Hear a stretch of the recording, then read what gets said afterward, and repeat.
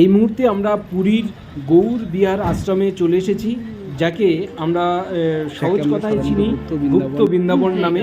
সেই গুপ্ত বৃন্দাবনে আমরা এসে হাজির হয়েছি।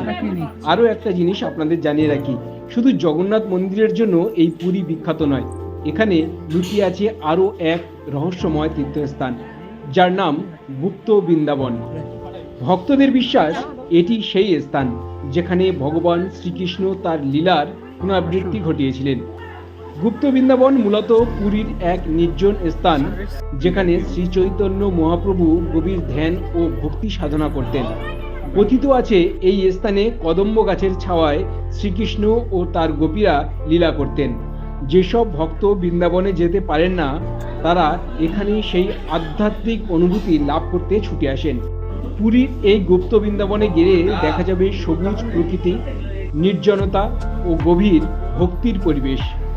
এখানে রয়েছে একটি ছোট্ট মন্দির, যেখানে ভগবান শ্রীকৃষ্ণ ও রাধারানীর বিগ্রহ প্রতিষ্ঠিত। এই ভক্তদের জন্য এক অপূর্ব অনুভূতির স্থান।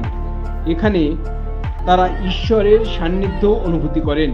গুপ্ত বৃন্দাবনের গুরুত্ব শুধু ধর্মীয় দৃষ্টিকোণ থেকে নয়, এটি প্রাকৃতিক সৌন্দর্যের জন্য বিখ্যাত। প্রকৃতি প্রেমীদের জন্য এটি একটি স্বর্গরাজ্য।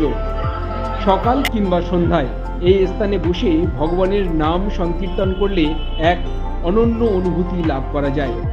যদিও আপনি কখনো পুরী ভ্রমণে যান, তবে শুধু সমুদ্র সৈকত বা জগন্নাথ মন্দির নয়, গুপ্ত বৃন্দাবনে একবার যেতে পারেন। এটি শুধু এক দর্শনীয় স্থান নয়, এটি এক আধ্যাত্মিক অভিজ্ঞতা, যা আপনাকে ভগবানের সান্নিধ্যে অনুভূতির টানবে।